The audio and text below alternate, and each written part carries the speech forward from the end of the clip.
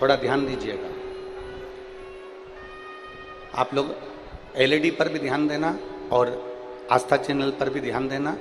तो किस स्थान पर हम अपनी विषम परिस्थिति में अगर उसे स्पर्श कर लें, विषम परिस्थिति में अगर कोई तकलीफ की घड़ी चल रही है तो हमारा मात्र स्पर्श और थोड़ी देर वहां स्पर्श कर कर अपने मन की बात को कह देने पर भी हमारी समस्या, हमारा दुख समाप्त होता है। जैसे ये शिवलिंग है, ये जलाधारी है और सामने अशोक सुंदरी का स्थान। अब ये सामने जैसे अशोक सुंदरी का जो स्थान होता है, उस अशोक सुंदर वाली स्थान पर अपने हाथ, सीधे हाथ की 3 उंगलियां, मात्र 3 उंगलियां आप अगर स्पर्श करें और पंचाक्षर मंत्र नमः शिवाय, षडाक्षर मंत्र ओम नमः शिवाय या श्री शिवाय नमस्तुभ्यम का मात्र स्मरण करते रहे और कुछ देर उस स्पर्श करी हुई उंगली को थोड़ी देर रखने के बाद अपने हृदय से लगा के अपने मन की बात कहकर, भले आपने जल चढ़ाया नहीं चढ़ाया और अपने घर को लौट कर आ जाएं, वो विषम परिस्थिति टल ही जाती है, उसका समय का दुख तकलीफ नष्ट हो ही जाता है।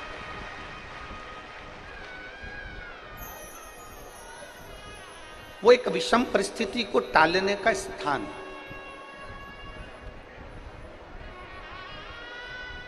कहते हैं कि जब हम अशोक सुंदरी वाले स्थान पर जब हम हाथ का स्पर्श करते हैं, अशोक सुंदरी वाले स्थान पर जब हम हाथ का स्पर्श करते हैं और स्पर्श कर कर जब हम अपने मन की बात कहते हैं, तो वो बात महादेव तक, माता पार्वती के माध्यम से, अशोक सुंदरी के माध्यम से पहुंच जाती है और भोलेनाथ हमारे मन की दशा को जानकर आशीर्वाद दे ही देते हैं। वो विषम परिस्थिति और एक विषम परिस्थिति के समय पर भगवान शंकर को याद करना, एक विषम परिस्थिति के समय पर अशोक सुंदरी की जगह का स्पर्श करना, एक विषम परिस्थिति के समय पर बेलपत्र के वृक्ष की मिट्टी का स्पर्श करना, या विषम परिस्थिति में घर की स्त्री, घर की नारी, घर की बहन, घर की बेटी, घर की दादी, घर की नानी, घर की माँ, उसके पास में 5 मिनट बैठकर अपने मन में हो रही क्षुब्धता को, अपने मन में आ रही विषमता को प्रकट कर। विषम हमने एक बात पहले कही, आप लोगों के स्मरण में होगा, किस किसने सुना है? जिसने सुना होगा वो बताएंगे। हमने पहले कथा में कहा था कि नारी का आधा शरीर देवादिदेव महादेव का होता है। सुना था कि नहीं सुना था? बोलो, जम के तो बोलो। सुना था ना सबने?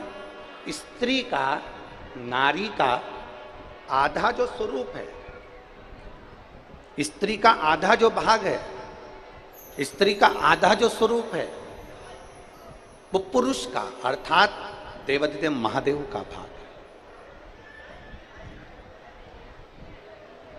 कई जगह पर कई लोग प्रवचन में कह देते हैं कि अपनी घर की पत्नी को कुछ मत बताओ।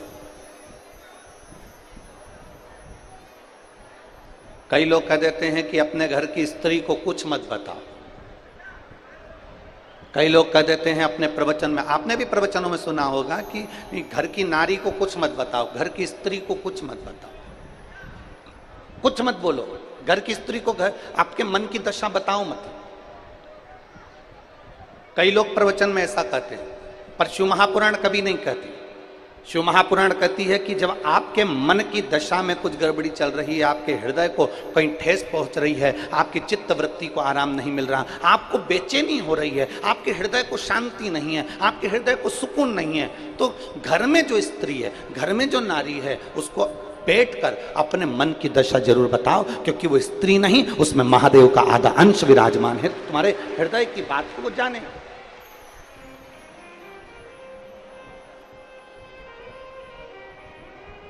आपके हृदय की मनोदशा को वो पहचाने, आपके हृदय की बात को वो जानने का प्रयास करे, उसको कहो।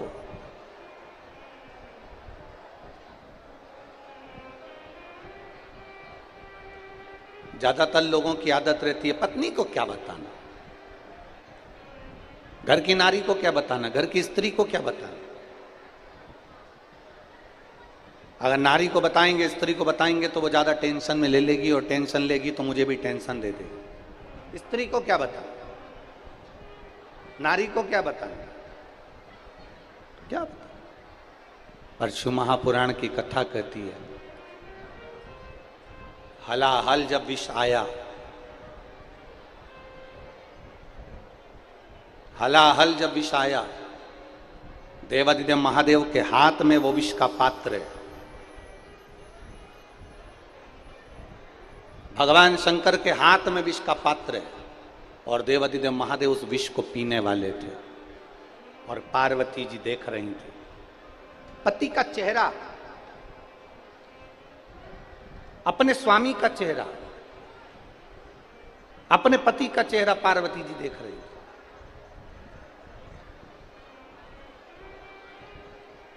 और माता पार्वती जी ने जो पति का चेहरा देखा, और देखते से माता पार्वती उनके करीब में पहुंच गई, उनके नजदीक, उनके पास में। और माता पार्वती जी जैसे ही भगवान देवादिदेव महादेव के नजदीक में पहुंची और भगवान शंकर के पास दौड़कर माता पार्वती जी पहुंची, दौड़कर।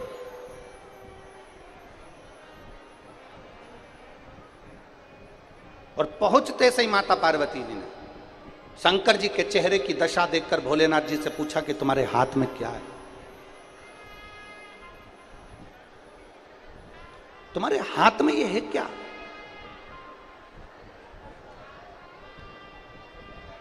मेरा निवेदन, आस्था चैनल पर जितनी माताएं कथा सुन रही हो, भाई कथा सुन रहे हो, मेरे जीजा मेरी जीजियां कथा सुन रही हो, फेसबुक यूट्यूब पर सुन रहे हो या इस पंडाल में बैठकर सुन रहे हो, आपसे भी निवेदन, जरा विचार करिएगा। आपका पति, आपके घर का कोई पुरुष, आपके घर का कोई पिता, आपके घर का कोई दादा, आपके घर का कोई पुरुष हाथ में जहर की पुड़िया लेकर खाएगा तो आप मना करोगे कि नहीं करोगे? जम के तो बोलो जरा, अरे जम के बोलो जरा, करोगे ना कि तुम जहर क्यों खा रहे हो, विष क्यों पी रहे हो, जहर क्यों, विष क्यों? ऐसी कौन सी विषम परिस्थिति फंस गई जो तुम ये विष पी रहे हो, ये जहर खा रहे हो? ऐसा हुआ क्या है?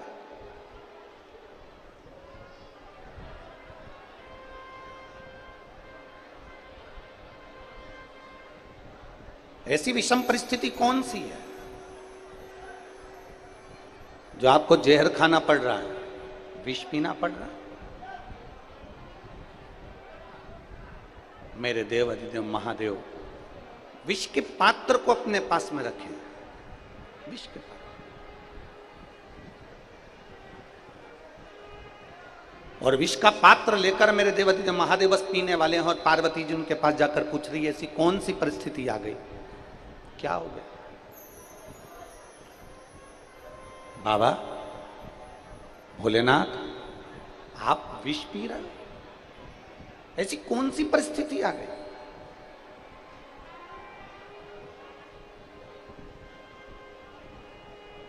घर का लड़का, घर का पुरुष,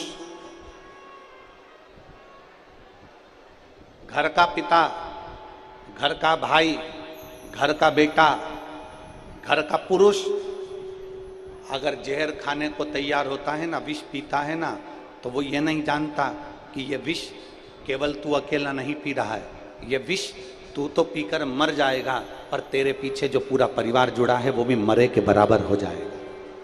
वो नहीं समझता इस चीज, वो इस चीज का स्मरण नहीं कर पाता, वो इन बातों को ध्यान नहीं दे पाता। और उसको ध्यान दिलाने वाली केवल एक घर की नारी होती है, एक स्त्री होती है, एक माँ होती है जो ध्यान दिलाती है। शंकर भगवान के हाथ में विष का पात्र आया, देवादिदेव महादेव विष पीने वाले थे, माता पार्वती दौड़ कर आई और शंकर जी के सामने आकर खड़ी हो गई। ऐसा क्या, ऐसा क्या? जो आपको विष पीना पड़ रहा है, आपको। शंकर भगवान कहते हैं ये मंथन में निकला हुआ विष है और समुद्र मंथन में निकला हुआ विष है, इस विष को मुझे पीना ही पड़ेगा। किसके लिए पी रहे हो? किसके लिए? ये विष किसके लिए पी रहे?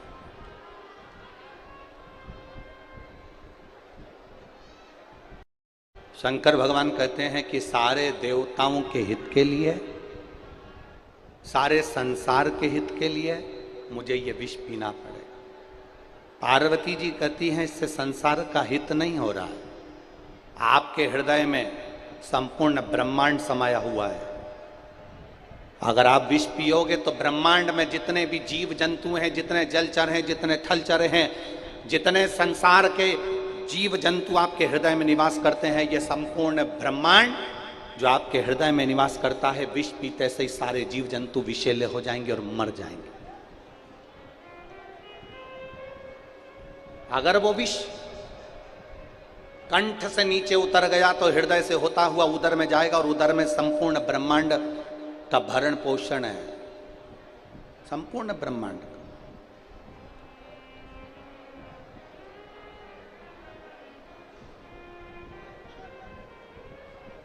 उस उदर में संपूर्ण ब्रह्मांड का भरण पोषण, संपूर्ण। और यदि वो विष उस ब्रह्मांड के भरण पोषण में जाएगा तो भी जीव नष्ट हो जाएगा, तो भी संसार नष्ट हो जाएगा। तो भगवान शंकर हाथ में विष लिए हुए हैं और पार्वती जी से पूछते हैं अब इस विष का मैं करूं क्या? इस विष का मैं क्या करूं?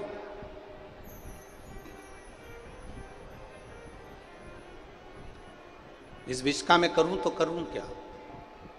माता पार्वती जी कहती हैं आप विष पियो, मैं कंठ में बैठकर इस विष को झेल लूंगी।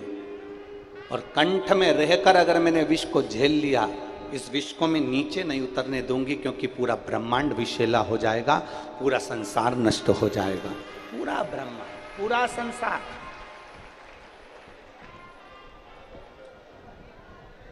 दुनिया के लोग कहते हैं सबसे ज्यादा जहर घर के पुरुष को पीना पड़ता है, सबसे ज्यादा दुख घर के पुरुष को झेलना पड़ता है, सबसे ज्यादा तकलीफ घर के पुरुष को झेलना पड़ती है। पर शिव महापुराण की कथा कहती है सबसे ज्यादा दुख और तकलीफ अगर कोई झेलती है तो घर में रहने वाली नारी झेलती है, स्त्री झेलती है। एक स्त्री,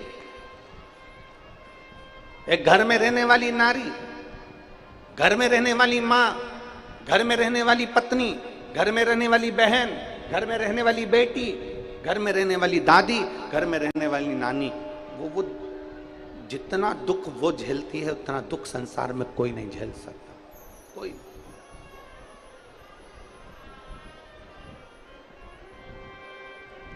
चलो मेरी जीजियों, उत्तर देना आप लोग। 16 सोमवार का व्रत कौन करता है, पुरुष की स्त्री? जम के बोलते जाओ जरा। स्त्री। वैभव लक्ष्मी का व्रत कौन करता है? स्त्री। तीज का व्रत कौन करता है? चतुर्थी का व्रत कौन करता है? छठ का व्रत कौन करता है? स्त्री।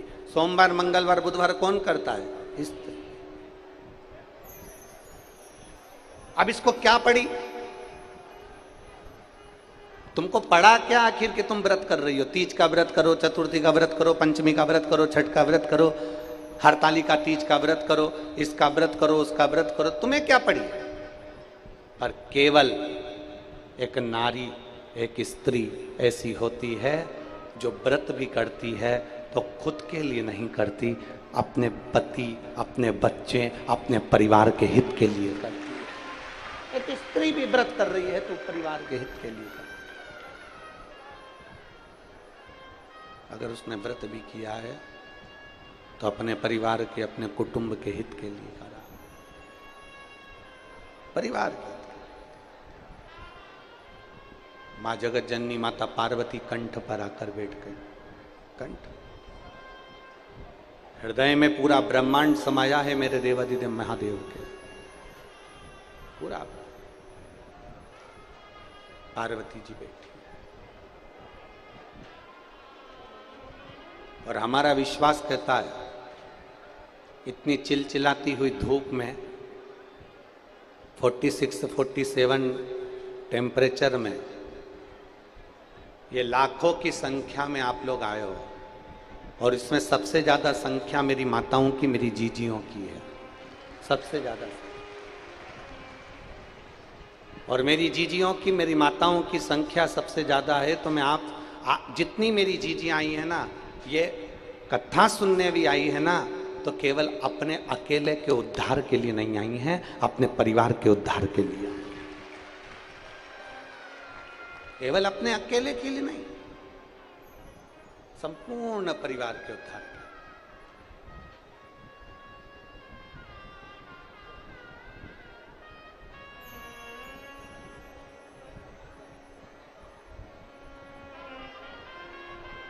जितना भी व्रत कर रही हो, जितनी साधना कर रही हो,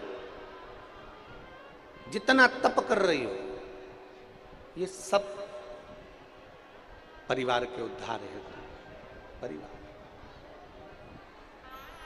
और मैंने तेरे ही भरोसे बाबा, तेरे ही भरोसे हवा बिच उड़ती जावांगी, बाबा डोर हथो छड़ी नाम कटी जावांगी, भोले मैं तेरी पतंग, शंभो मैं तेरी पतंग, हवा बिच उड़ती जावांगी, बाबा डोर हथो छड़ी कटी जावांगी, भोले मैं। एक विश्वास के साथ इस पंडाल में एक माता बैठी है जिसके घर, और भगवान शिव के अगर संपूर्ण स्वरूप का हम दर्शन करें, संपूर्ण स्वरूप को अगर हम निहारें, तो भगवान का जो हृदय है, भगवान का जो शीश है, भगवान के जो नयन है, भगवान के जो कर्ण है, भगवान के जो अधर हैं, भगवान की जो ठोडी है, भगवान का जो उदर है। शिव महापुराण कहती है कि भगवान का जो शीश सम्मुख में हमको नजर आता है, ये संपूर्ण शीश पर्वत है। भगवान के जो नयन नजर आते हैं, ये संपूर्ण ब्रह्मांड को प्रकाशित करने वाले, संपूर्ण जगत को प्रकाशित करने वाली एक ऊर्जा, एक ज्योति है। और भगवान के हृदय का यदि हम दर्शन करें, भगवान के हृदय का दर्शन करें, तो संपूर्ण ब्रह्मांड, संपूर्ण ब्रह्मांड मेरे देवादिदेव महादेव के हृदय में विराजमान। उदर का दर्शन करें भगवान शंकर के, तो उदर का दर्शन करते समय हमें स्मरण रहेगा कि जगत का जितना भरण पोषण करना, जगत का जितना भरण पोषण है, वो संपूर्ण मेरे देवादिदेव महादेव के उदर में, मेरे शंकर के उदर में, मेरे भगवान देवादिदेव महादेव के उदर में। अब आपने कथा सुनी है,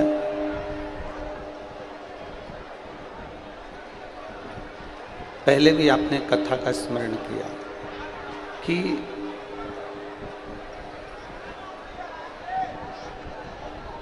समुद्र का मंथन हुआ,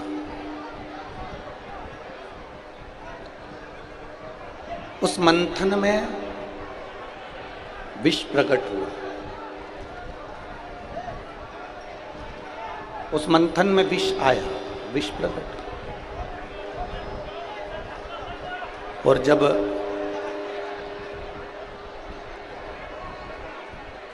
मंथन में विष प्रकट होता है तो उस विष को ले जाकर भगवान देवादिदेव महादेव को दिया जाता है, भगवान शंकर को दिया। भगवान शंकर उस विष को हाथ में लेकर अपने मुख से पीने ही, तुरंत पीने वाले थे, तुरंत। जो विष मंथन में निकलकर सम्मुख में आया है, जो विष प्रकट हुआ है, वो विष देवादिदेव महादेव की साक्षी में पहुंचा है और भगवान शंकर की साक्षी में पहुंचकर वो विष भगवान शंकर अपने हाथों में लेकर पीने वाले। भगवान शंकर उसको पीने वाले। और भगवान देवादिदेव महादेव जब वो विष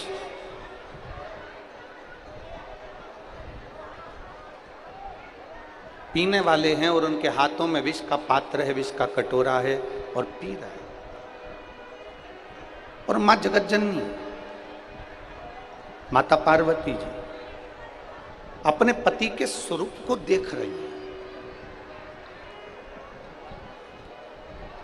हमने पहले भी एक बार कथा में कहा था कि कितनी भी विषम परिस्थिति आ जाए, कितनी भी विषम, उस विषम परिस्थिति में केवल एक नारी,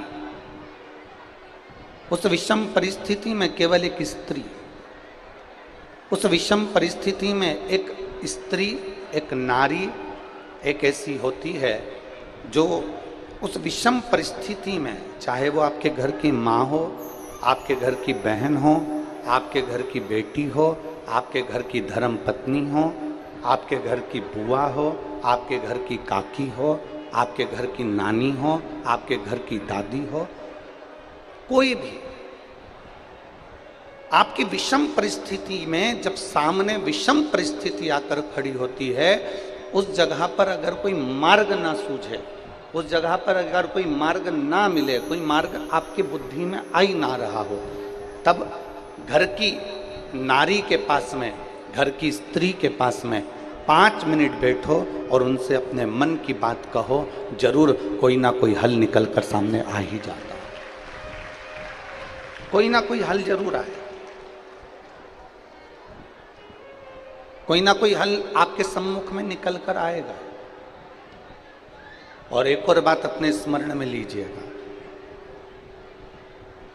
अगर आप घर की स्त्री को अपनी कोई बात नहीं बता सकते, घर की नारी को अपने हृदय की बात नहीं बता सकते, और विषम परिस्थिति में फंसे हुए, बहुत विषम परिस्थिति, तो अशोक सुंदरी का जो स्थान होता है, देखिए, अब हम आपसे पूछे, जितनी माताएं बैठी हैं, मेरी जीजियां बैठी हैं, आप बताओ ईमानदारी से, 21 साल शादी को हो जाए और औलाद नहीं हो तो आशा रहती है क्या फिर? अरे बोलो तो जम के। नहीं, लोग सोचते हैं अब क्या होगा, अब तो 21 साल शादी के हो गए, अब क्या संतान हो, अब क्या औलाद हो, अब क्या संतान का सुख हो। पर उसने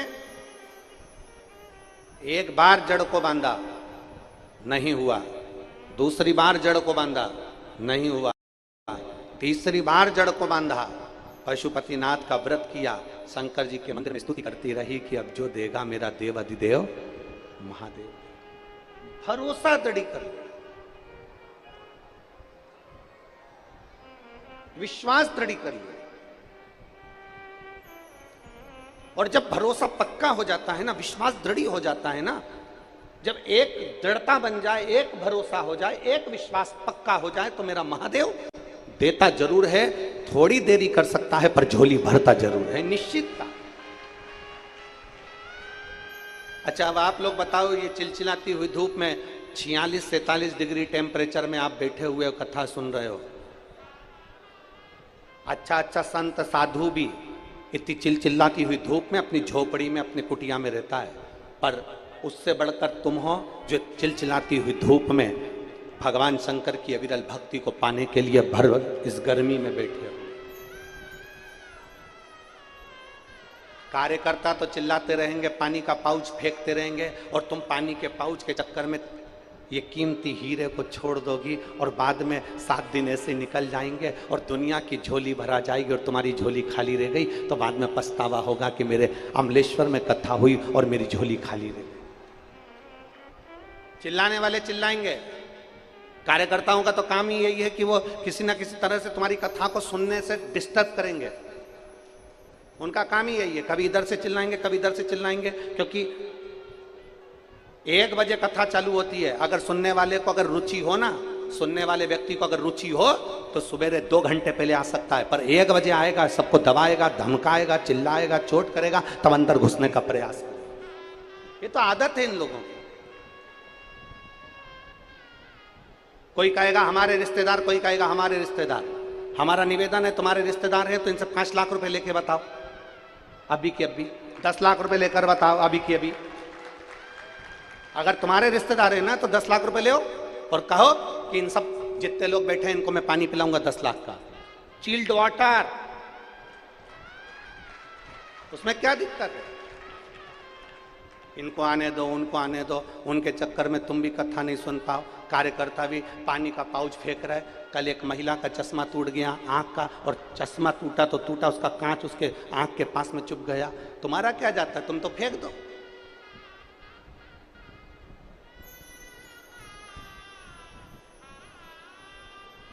इस पंडाल के बाहर भी लोग धूप में बैठे हुए चिलचिलाती हुई गर्मी में। पानी के पाउच देना है, बोतल देना है तो उनको देकर आओ। और मेरी जीजियां इतनी मजबूत हैं कि तुम्हारे पानी के लिए नहीं आई हैं। कथा का रस तत्व हाथ से ना छूट जाए, उसका ध्यान करिए। कथा का रस तत्व कोई पुण्य प्रबल हुआ होगा जो अमलेश्वर की धरा पर मेरे हाटकेश्वर महादेव इस कथा को करवा रहे हैं और हाटकेश्वर महादेव सुन रहे हैं, श्रवण कर रहे हैं। अपनी चित्तवृत्ति में एक विश्वास के साथ, एक भरोसे के साथ शिव की भक्ति को धारण करो। शिव भक्ति अड़भंग होकर शंकर के हो जाओ, अड़भंग होकर।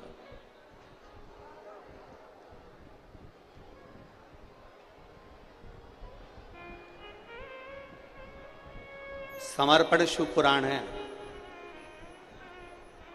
उस समर्पण शिव पुराण का एक एक अंश याद रखना।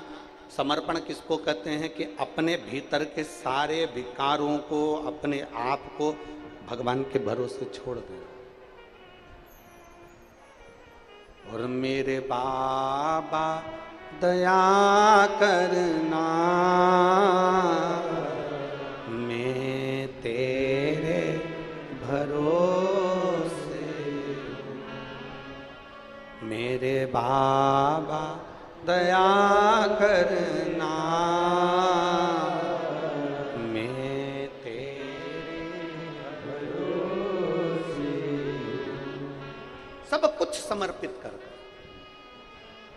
पार्वती मैया शिव जी को देख रही, कंठ पर, हाथ पर विष को झेल रही।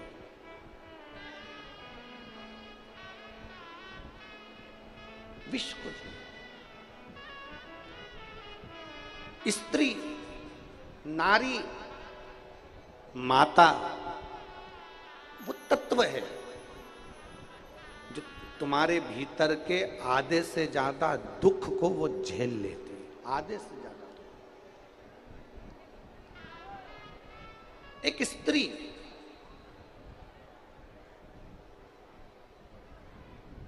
सबसे ज्यादा संख्या में मेरी माताएं आई हैं। क्यों आई हैं? परिवार के हित के लिए। क्यों आई हैं? कोई अपने बच्चे के हित के लिए, कोई अपने पति के हित के लिए, कोई अपने घर के हित के लिए आई है। कुछ अच्छा लेकर यहां से जाऊं, मेरे बाबा का गुणगान कर कर जाऊंगी, मेरे शंकर का स्मरण कर कर जाऊंगी, मेरे शिव को अपने दिल में बिठा कर जाऊंगी, तो मेरा देव अधिदेव महादेव मेरे मन की बात सुनेगा, जरूर सुनेगा, थोड़ा पीछा पकड़ना पड़ेगा, थोड़ा। कई माताएं कहती है कि हमने एक बार पशुपति का व्रत कर लिया गुरुजी, मेरा काम नहीं हुआ। हमने कहा ठीक है, फिर मैंने दूसरी बार भी करा, मेरा काम नहीं हुआ। जो थोड़े दिन तक तो मंदिर जाते हैं, थोड़े दिन में भगवान नहीं सुनता, मंदिर जाना छोड़ देते हैं। थोड़े दिन तो भगवान का गुणगान किया, थोड़े दिन में भगवान ने नहीं सुनी, हमने छोड़।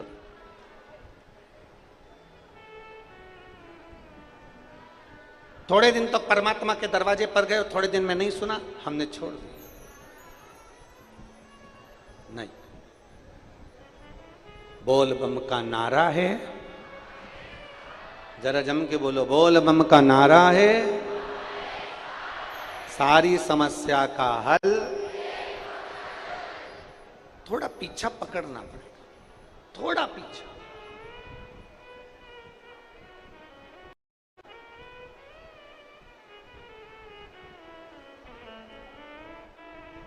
और जब तक पीछा नहीं पकड़ोगे कुछ नहीं, कुछ। और जिद किसी दूसरे से नहीं कर रहे हो, पीछा किसी दूसरे का नहीं पकड़ रहे हो, जिद किसी दूसरे से नहीं कर रहे हो। इतना याद रखना, जिद आप अपने बाप से कर रहे हो, भगवान भोलेनाथ से कर रहे हो। जिद किसी दूसरे से नहीं कर रहे, आप किसी दूसरे के आगे हाथ नहीं फैला रहे, आप किसी दूसरे से जाकर विनय नहीं कर रहे। आप विनय कर रहे हो तो अपने पिता देवाधिदेव महादेव से कर रहे हो, भगवान।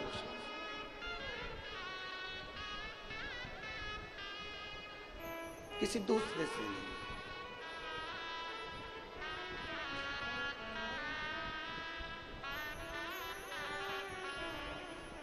ओ रिश्ता तेरा मेरा सबसे है प्यार, रिश्ता तेरा मेरा सबसे है प्यार। तू मेरा बाबा, मैं हूँ तेरा लाला, मैं हूँ तेरा लाला। तू मेरा बाबा, मैं हूँ तेरा लाला, मैं हूँ तेरा लाला। किसी दूसरे से जिद नहीं है। और अगर आस्था चैनल पर माताएं सुन रही हैं कथा, तो मैं उनसे निवेदन करूंगा, और जितने पंडाल में सुन रहे हैं छत्तीसगढ़ की इस पवित्र अमलेश्वर की भूमि से, जब तक झोली ना भर देना तब तक उसका दरवाजा छोड़ना मत, देगा जरूर, ये पक्का। रोज जाओ शंकर के मंदिर में एक लोटा जल चढ़ाओ। अपने नजदीक में शिव महापुराण की कथा हो तो उसको सुनने के लिए जाओ। करोड़ों गुना पुण्य इकट्ठा होता है, तब जाकर ये कथा होती है, करोड़ों गुना। अगर आज ये पवन जी खंडेलवाल हैं, विशाल खंडेलवाल हैं, और ये मोनू साहू जी हैं, और सागर खंडेलवाल जी हैं, अगर ये कथा करवा रहे हैं तो इनका तो पुण्य है, पर साथ में अमलेश्वर की पवित्र भूमि पर जितने भक्त रहते हैं इनका भी पुण्य है, इनका पुण्य है, तब ये कथा हो रही है।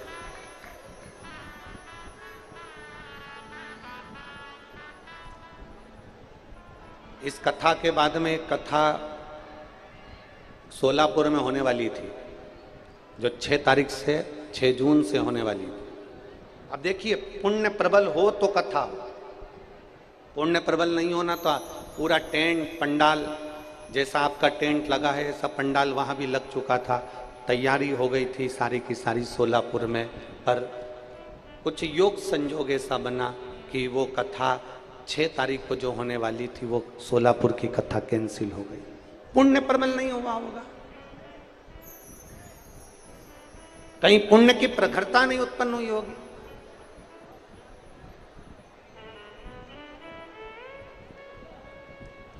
और क्या पता छत्तीसगढ़ वालों ने कैसा पानी चढ़ाया है। भोलेनाथ जी को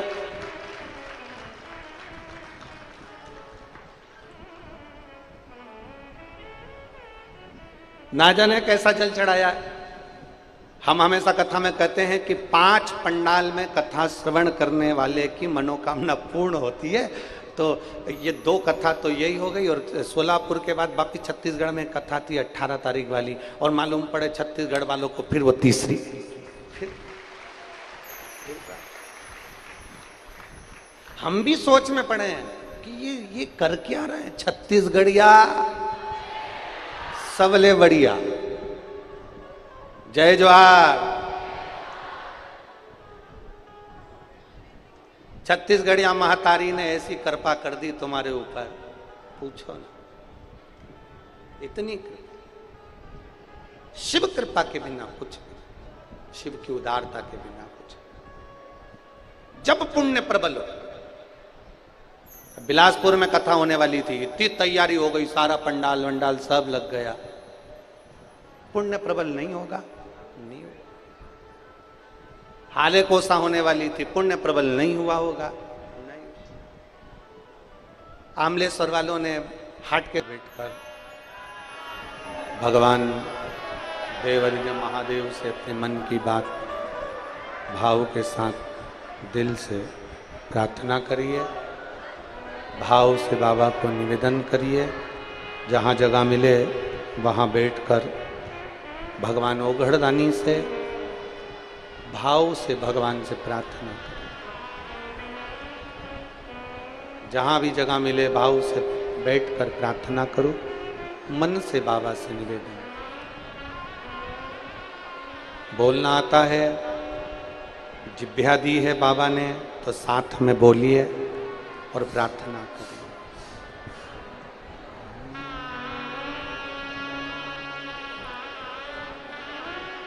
श्री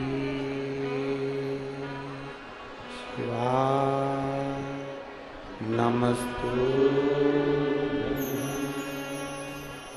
श्री शिवाय नमस्तु,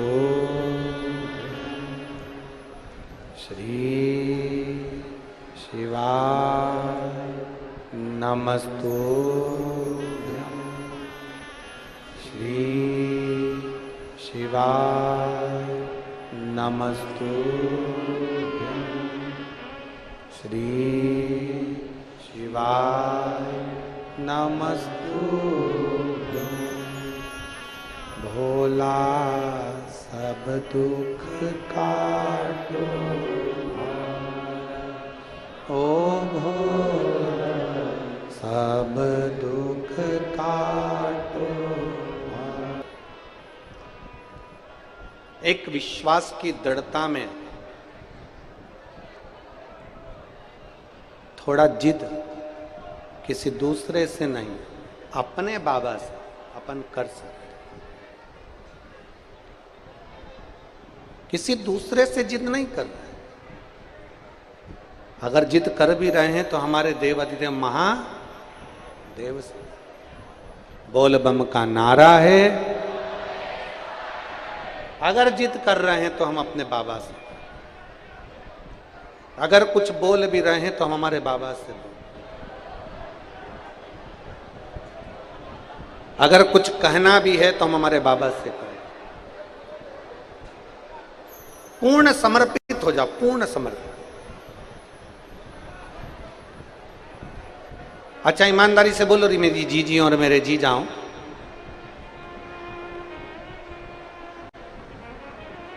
जब नींद लग जाती है, मोबाइल साइड में पड़ा रहता है, सोने की रकम गले में पड़ी की पड़ी रहती है, मोबाइल पड़ा, एसी का रिमोट पड़ा, सारा सामान तुम्हारा घर में पड़ा, और तुम एकदम नींद में चकाचक सो रहे हो। बहुत पक्की नींद, बहुत पक्की। एकदम नींद में चकाचक सो रहे, बहुत पक्की नींद। अब जब तुम सो रहे हो, मोबाइल, अलमारी, तिजोरी, सामान, पैसा, धेला, सब किसके भरोसे छोड़कर सो रहे हो? बोलो तो जम के। अब तुमने कहा अपनी पत्नी से, सुनो मेरा मोबाइल रखा है, मेरी ये सामान पड़ा है, और पत्नी से कहा कि ये मेरा मोबाइल रखा है, ये मेरा सामान पड़ा है, और मालूम पड़े पत्नी की भी नींद लग गई, उसने भी सामान वहीं पर छोड़ दिया, उसने भी वहीं पर छोड़ दिया। किसके साथ, किसके भरोसे,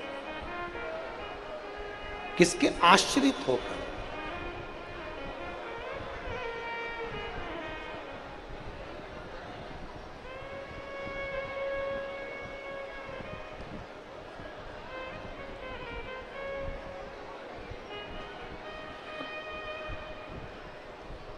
हम किसके आश्रित होकर जी? जैसे रात को सोते समय सारा सामान पड़ा रहता है और हमारा ध्यान नहीं दे पाते, क्योंकि वो हम जानते हैं कि हम घर के अंदर हैं, हमारा सामान सेफ है, हम घर के अंदर हैं, दरवाज़ा लगा है, कुंडी लगी है, सारा सामान हमारा पड़ा हुआ है, कोई लेकर नहीं जाएगा। उसी तरह जब तक ये मानव का शरीर है, जब तक ये मनुष्य का शरीर है, तब तक ये मान कर चलो कि हमें भोलेनाथ के आश्रित होकर जीना है, कि वो है तो हमें कोई चिंता नहीं।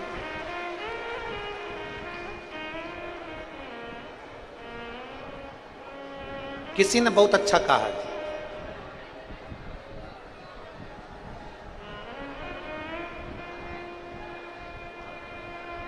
कोई कहे अमीर को रोते देखा है, अमीर को रोते देखा, गरीब को रोते देखा, अमीर को रोते देखा, गरीब को रोते देखा, केवल एक शंकर का भक्त ऐसा था जिसे इस कली काल में भी मुस्कुराते देखा। केवल एक महाकाल का भक्त ऐसा है जिसको इस कली काल में, इस कलयुग में भी मुस्कुराते देखा। इस कलयुग शिव का भक्त, शंकरो घड़ी का भक्त, अड़भंगा भक्त मुस्कुराते।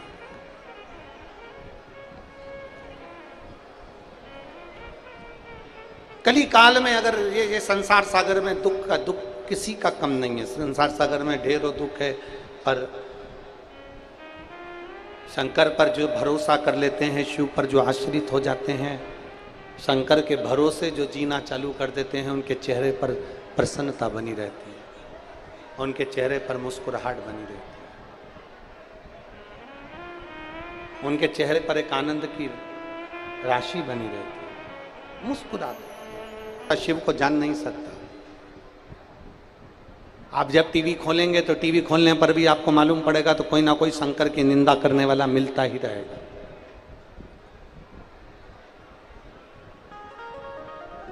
आप जब जब टीवी खोलेंगे तब कोई ना कोई शिव की निंदा करने वाला मिल जाएगा। शंकर को जल मत चढ़ाओ, शंकर का चढ़ा हुआ मत खाओ, शंकर पर पानी मत चढ़ाओ, शिव मंदिर मत जाओ, ये तो शिवलिंग है, कहाँ तुम जल चढ़ाने जा रहे हो, कहाँ आचमन कर रहे हो। लोग निंदा करेंगे क्योंकि शिव को पहचाने नहीं है।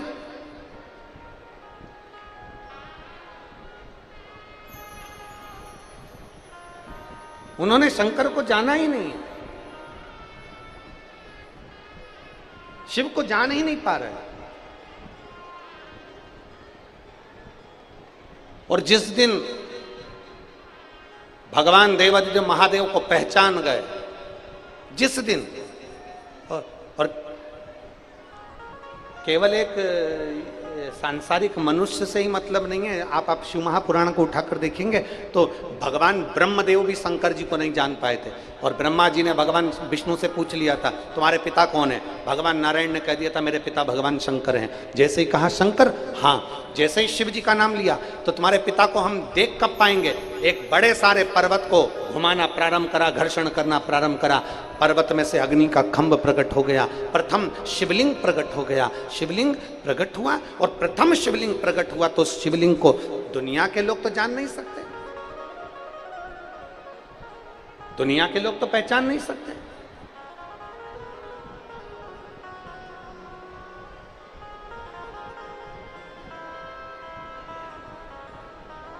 जरा विचार करिएगा,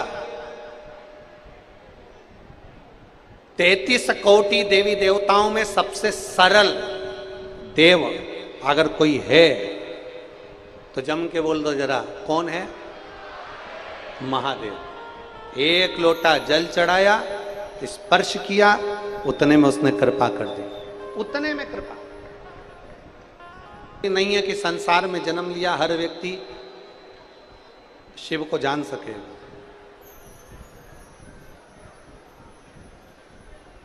बहुत ध्यान दीजिएगा, सूर्य की रोशनी ओस की बूंद को भी मोती बना देती है।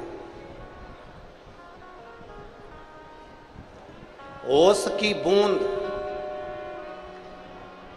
सूर्य की रोशनी में चमकती है और मोती जैसी प्रतिबिंब होती है। ओस की बूंद सूर्य की रोशनी का संग पकड़ती है तो मोती जैसी चमकने लगती है, और पृथ्वी पर जन्म लेने वाला मनुष्य जब शंकर के शिवलिंग का स्पर्श करता है तो वो भी हीरे जैसा चमकने लगता है, वो भी हीरे।